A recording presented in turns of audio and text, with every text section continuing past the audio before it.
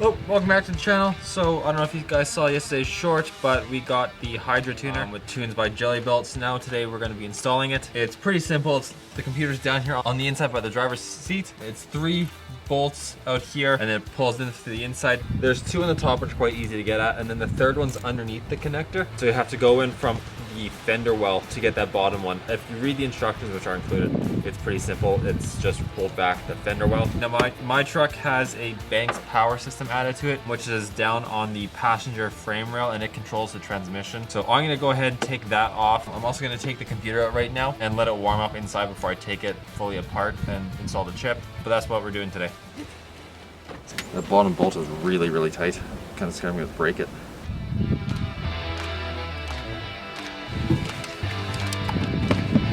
Okay, so another way that you can get at that bottom bolt, I'm having a hard time, is to take the harness and the plug out, and that gives you quite a bit more room. Just be careful you don't damage the terminals inside the actual plug.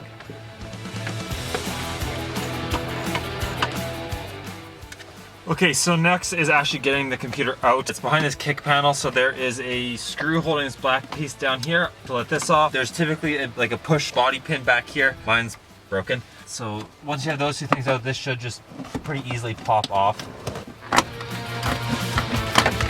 Like that. Okay, so to get the computer out, I take off this e-brake bracket. There's 3 13mm bolts, I believe they are.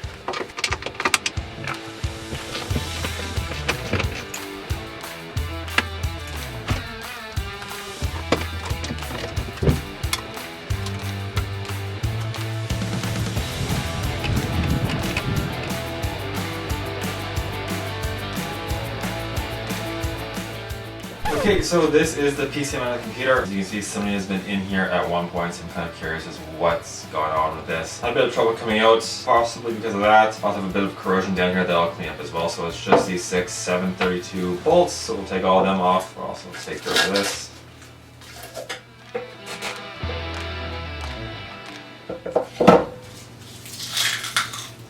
Oh, so there was tuned, okay. Okay, so this is part of the Banks power pack. So I'm not really exactly sure what this does. This says engine calibration. Yeah, who knows? I don't even think Banks makes these anymore, but we're just gonna get rid of it and replace it with something better.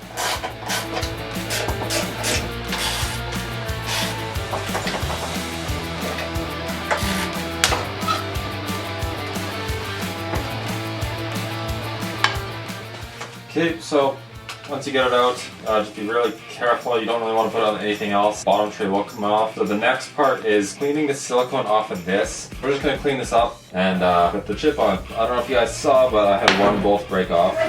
I don't think that'll be an issue, but I guess we'll find out. Might have to tape this up.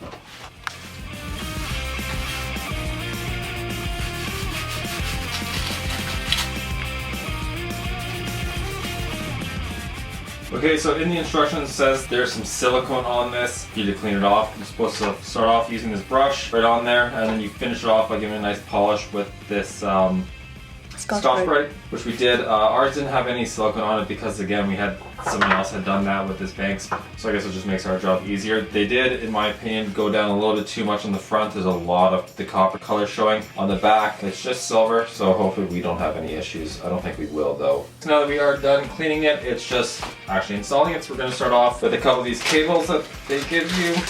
This first one is the data link cable for you to plug into a laptop and change the tunes. You don't actually have to take this out. You just have to have one of these cables around. I'm going to put this in here first just to make sure it's in there and I don't have to fight with it later. Next one is data connector that connects the chip up to the selector, and then finally the actual chip. So you can see just the way that it goes on. There's only one way that you can really put this on, and it's in there like that. I'm going to start off by connecting this ribbon strip and then pushing the whole thing in together.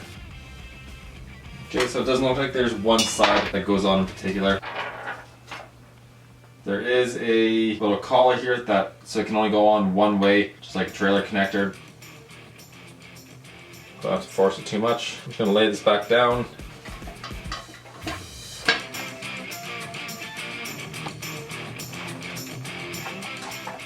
Okay, once you have everything in, this is kind of the way it wants to be set up. Just make sure these 2 plugs are in, and this is in as well. You don't want these to get snagged on anything. They have to get installed through the firewall first. It might be nice to have somebody there to grab it and help guide it. That way you don't break any connectors in here. You gotta be really gentle on this.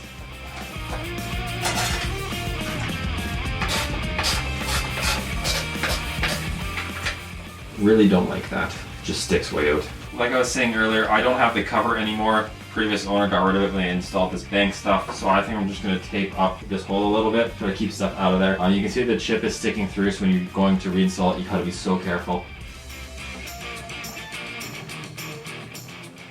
Yeah, it says use fiberglass or duct tape. Or electrical tape? Electrical tape will be good, much better, because it's electrical. Good to go. Instructions does actually say to tape it up with duct tape or packing tape. I obviously use electrical tape, so I just got everything all closed up, not too tight on there. And now we are going to go install it. So we're going to take out the controller, 2 zip ties, and the sticky pad for the controller. Like I said, it is going to be a lot easier to have somebody else's help just to guide these wires in so you don't break anything. I'm just going to get Leah to help and avoid breaking anything if we can.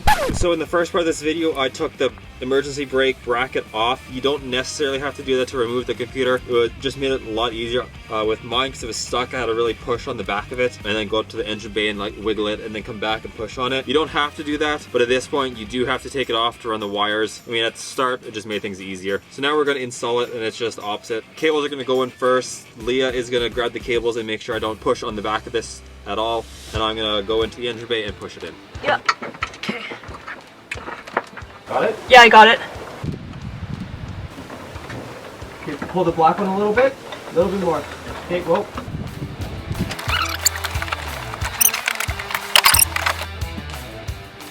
Okay, so you have to figure out where you want to route this. I kind of want to mount mine up here, so I might find a way to run the cable up here just to keep things all out of the way. And then for this other, the USB cable, you don't really need to get at it, so I'm just gonna pull it out of here and wind it up and zip tie it somewhere. And then before we put the e-brake back on and button everything up, you're gonna make sure everything's installed properly, and that's turning it on. So once everything is installed on the front, like the connector has to go back on, this goes onto here, you put the key in, and you look for the lights on here. If the wait to start and the glow plug light comes on, you're good to start. If they don't come on, then you have to take the chip back out and clean the chipboard connector section again. Okay, so the PCM is connected. This is all connected, so now we are going to turn on to make sure we have the correct function of lights. If we do, we're going to start it up. So wait to light, ours turns on. Okay, we fire right up to number 1 for high idle, and high idle works.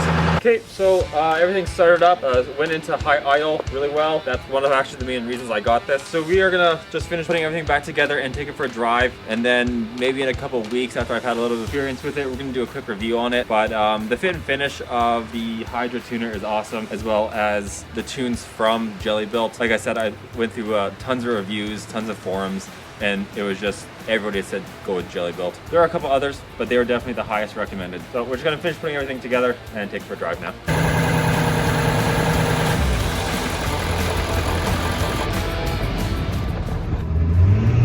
Oh wow, that's quite a bit more power.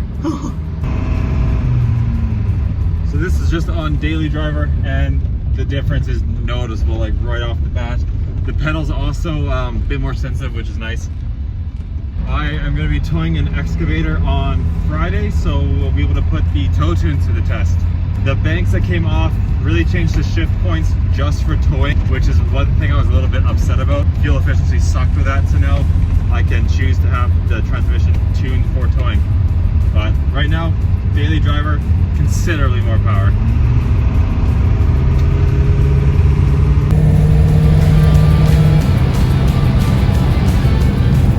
Alright, thanks for watching.